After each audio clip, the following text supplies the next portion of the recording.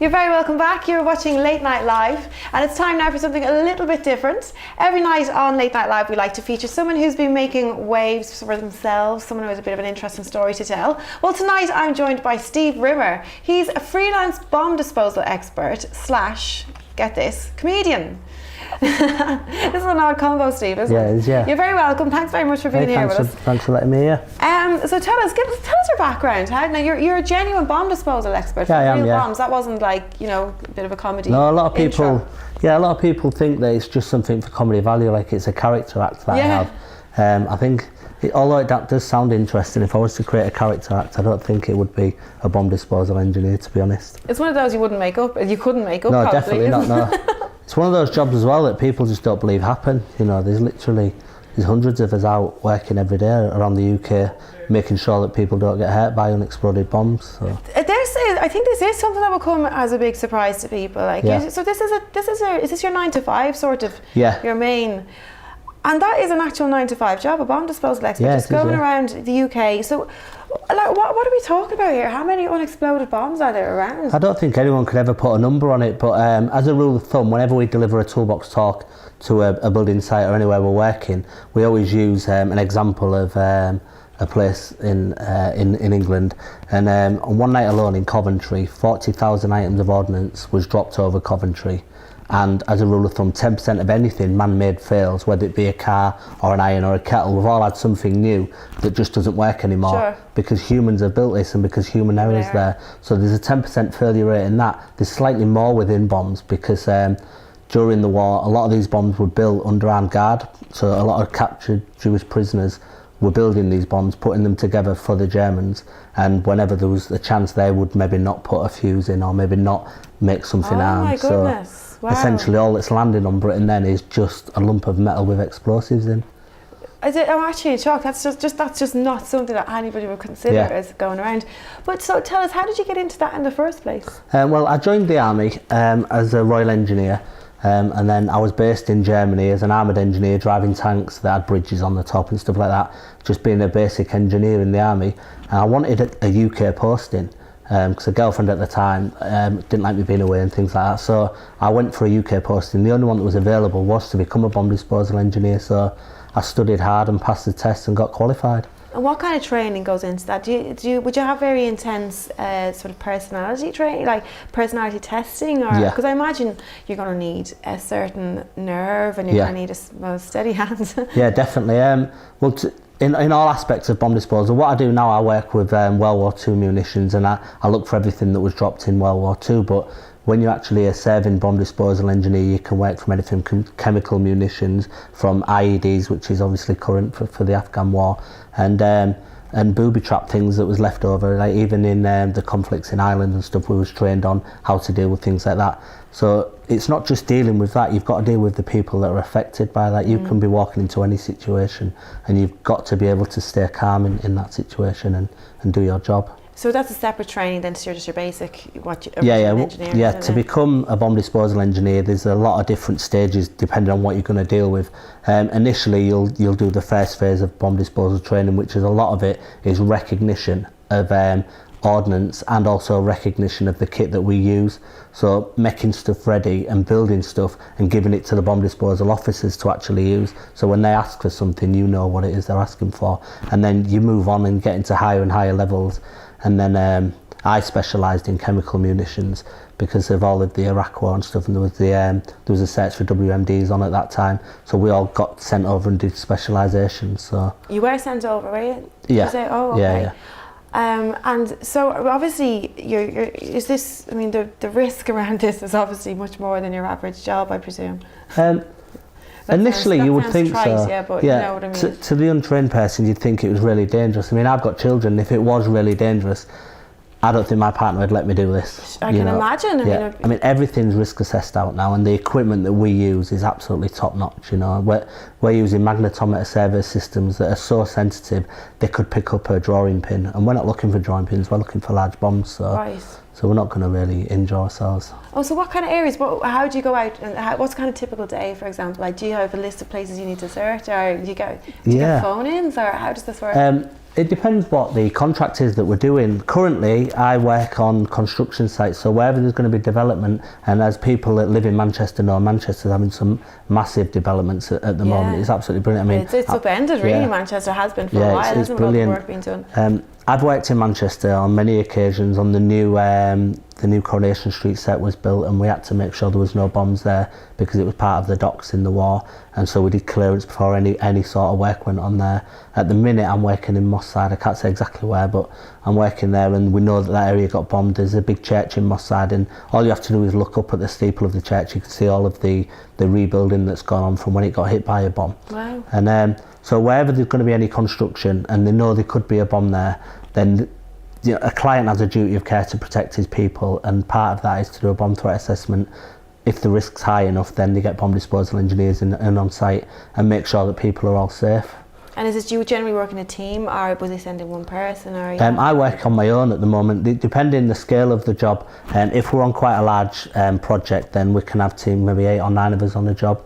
And so I'm a supervisor role in that, so I will actually do the job. I'll have to sit back and watch from afar, and that's another part of the bomb disposal training is to be able to stand back and not get involved. You've got to be able to stand back and run your team, you see. You need to be able to keep a cool head. I can imagine it is very tough for your partner though. So is it? How does she handle it when you're kind of going off for the day? She's sort of used to it. I mean, even it's definitely not as high risk now as when I was in the army doing it, but I say goodbye on a Sunday and I come back home on a Friday, and she doesn't really ask any questions. It's easier that way, I suppose. So he's back. Yeah. She's happy to see you.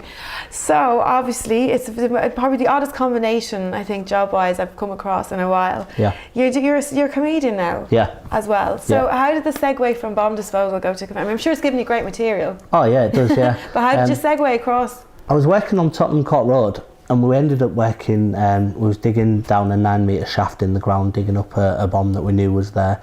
And one of our shifts rolled over to about 7 or 8 o'clock at night.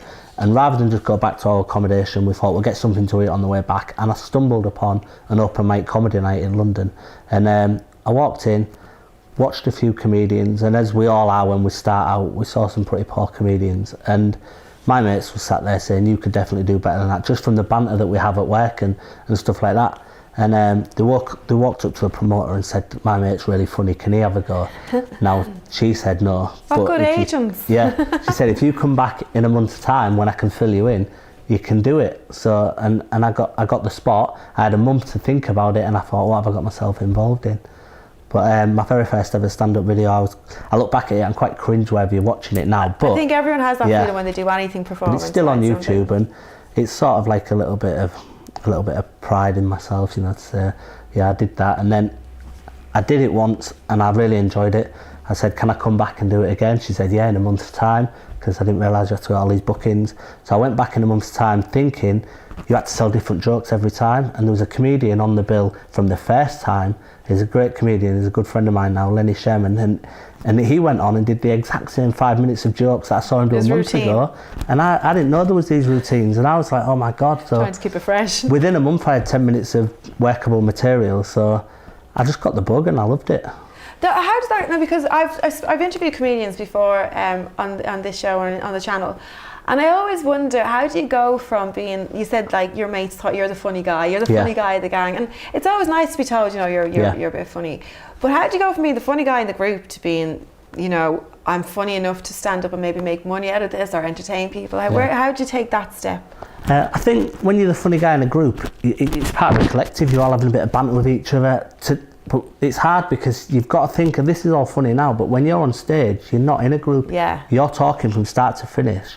If so, it's more like a monologue really, and you've got to work out where the funny bits are going to be and where the laughter's going to be, and structure whatever you thought's funny in the day or whatever you've done. You've got to try and structure a little segue of getting that together. I find that's the hardest bit in comedy, because I like to talk about stories and things about my life. And I did a show in Edinburgh a few years ago, and it was all about being a bomb disposal comedian. It was about, there was little bits about Hurt Locker and things like that. I like to have pictures along with my show to explain how my job's not such different to the Hurt Locker, although it really is. Yeah. But there's a few little things in, and trying to get a piece out of what could have been banter with friends into comedy is what I found really difficult. And I would have thought as well, because your friends obviously love you and they think you're brilliant and you're funny and all the rest, so they're going to support you kind of, even if you're moderately funny now and again, right? They're always going to be your biggest fans. So it's hard, I'd say, is it, to take that to the stage and maybe be met with less positive responses? Or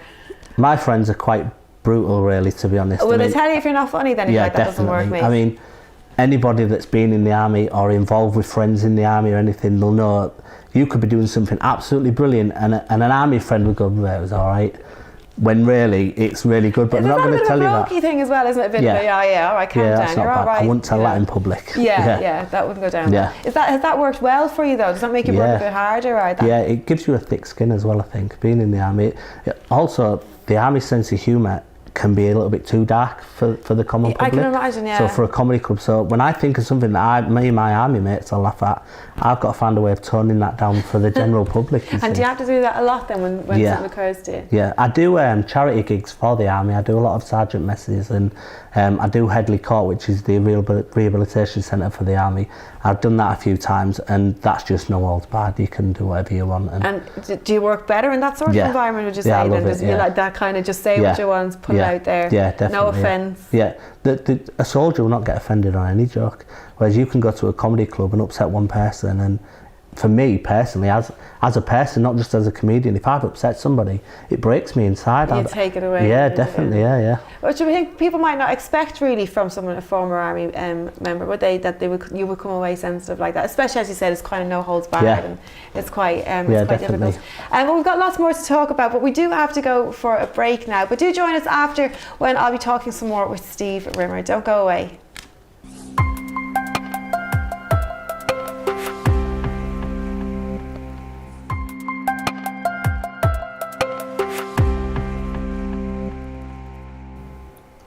You're very welcome back. You're watching Late Night Live, and tonight I've been talking with Steve Rimmer. He's a bomb disposal expert / comedian, and he's come in to chat with us today. I imagine that even just that title gets a lot of attention as a comedian, bomb disposal expert / comedian. Yeah, it does. Yeah, it's definitely a conversation starter. Yeah, which is good. It's exactly what you need in the world of comedy.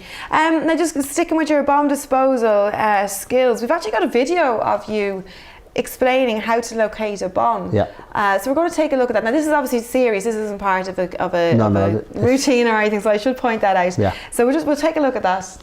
What I'm using is a locator at the minute. This picks up metal objects in the ground. It picks up their positive and negative magnetic field. I've buried a couple of munitions in the garden. Let's find them. Right, straight away I've got a positive contact there. And I've got the negative contact to the rear, letting me know that whatever the munition is, it's lying in this direction. I'll now dig it out.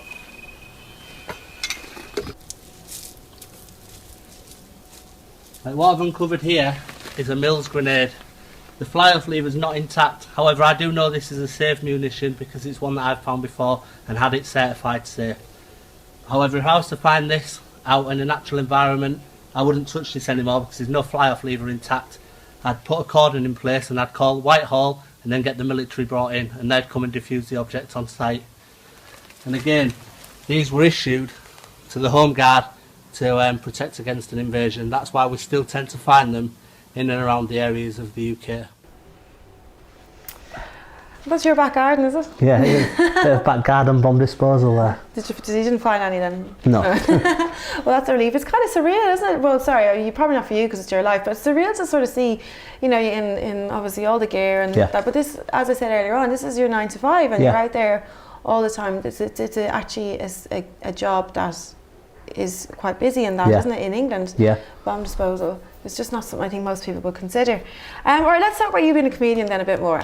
We talk about making the transition from, you still work obviously, so it's not just an entire transition. How versatile should your personality be though, to kind of go from being, your job's very serious obviously, to being a comedian? How do the two jobs complement each other? Did anything cross over there? I think the pressures of comedy outweigh the pressures of being a bomb disposal engineer, really? to be honest. Yeah, absolutely. I've often thought this, Yeah. though, you know, it's just that first step, like you said, Yeah. you started on an open mic night. Yeah. That must have been petrifying. That Yeah, was petrifying. absolutely, yeah. I mean, when we're doing bomb disposal, we're trained in a training environment. Everything we come up against, especially with the World War II stuff, has been seen before by someone. Yeah. So if I find something in the ground that I'm not sure of, there's always somebody at the end of the phone that knows exactly what it is and how to deal with it. With comedy, you can step on a stage, spotlight's on you, the round of applause is finished, and you've got to do your bit.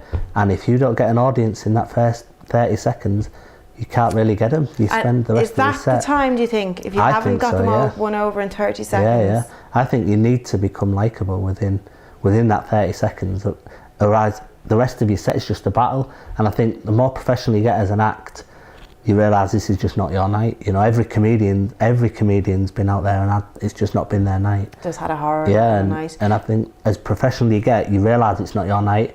I've actually even been on stage where I've been dying and I've said, you know what, this isn't working out for us. There's no point in spoiling it for me, there's no point in spoiling it for you.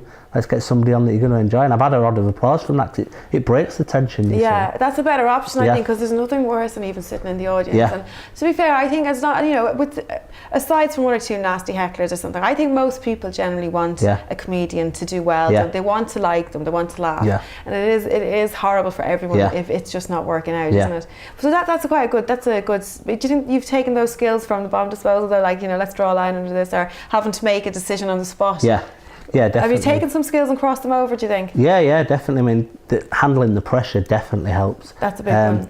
And then even handling with a heckler and stuff like that, you got confidence in dealing with people. When you're a bomb disposal engineer and you're called to a site, you are the man, everyone turns to you. And when you're the comedian, at that moment in time, you are the man, everyone's looking at you. Yeah. And you take charge, so...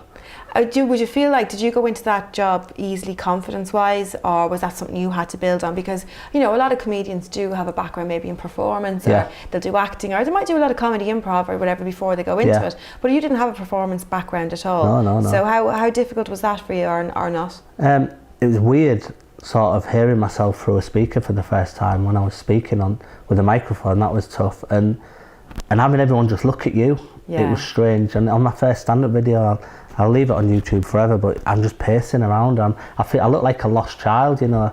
But That's just that adrenaline, isn't it? Yeah. Though I think you're always better moving. Yeah. You need to get that out of you. You obviously Yeah. instinctively felt like it's better to more. You Yeah. probably laugh at yourself now. Oh, yeah. But it is better to get that out of your Yeah. body, I think, than otherwise it's going to your voice Yeah. and your chest and everything. Yeah. But did you have to take any kind of training yourself, or did you feel like you needed to do stage, or, you know what I mean, confidence building sort of Yeah. exercises, or did you sort of segue in easily enough? I just think do it. Anybody that wants to get into comedy, I think just get out and do it. You know, if you don't try it, you'll always wonder, I should have done it. It's the best And that's training it, definitely for me. I mean, I tried it a few times, and if it wasn't for me, it wasn't for me, but I tried it. Yeah. But luckily I enjoyed it, and my audiences tend to enjoy it. So I've become a comedy promoter as well through it. So And how long have you been doing it again? 4 years. You're doing it 4 years. Yeah. And what about the writing side of things? Because obviously your background, again, your job would have Yeah. just mostly wanted a kind of a technical, a practical approach, wouldn't it? Yeah. How did you find kind of getting into writing and material and, you know, sort of just gauging reactions and being more sort of in tune with people? I think life, things you do in life help you write material. I'm what's called a storyteller comedian, so I talk about my life and things that I've done, and I'll try and make a joke and a bit like that. I mean, I'm pretty sure if anyone sees me in the next few weeks, I'll be talking about being on here, because I can see myself on that TV over there, and they say Well, it's that, distracting, isn't it? yeah, they say TV puts on an extra £10, but I think I'm getting 50 quid's worth there. It's not good. You look very well. It is a distraction, isn't it? Yeah. That's how we have to knock it off.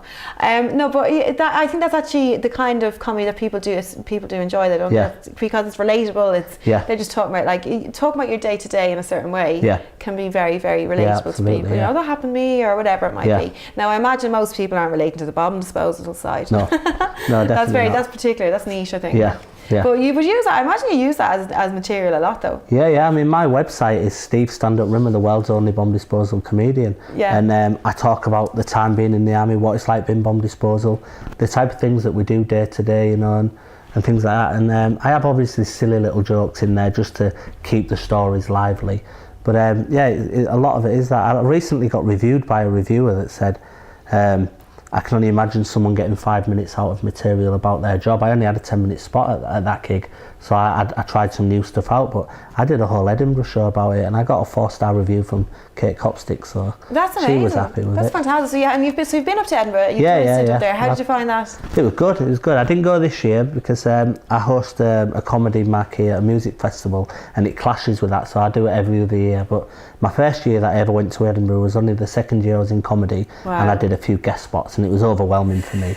And then I went back a year later and just did it. I did a show. And that's very, very brave though, because I can imagine, I know lots of people work up, it's the ultimate really here, is to go to the Edinburgh Festival as a comedian.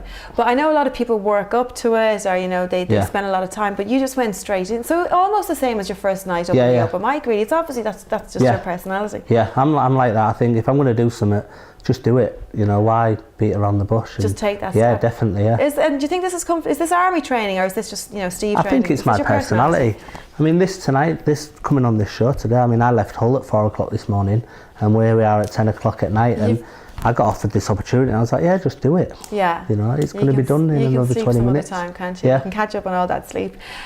So you did mention you've moved into other parts of comedy as well, so you're not just now doing you're representing yourself, you're doing comedy nights, and you're a comedy promoter. Yeah. How do you find I'm from Hull, and when I first started comedy, there was no comedy promoters in Hull that would give new acts a chance. It took a year before I even performed in Hull in front of my friends in Hull, because there was just no comedy nights for new acts.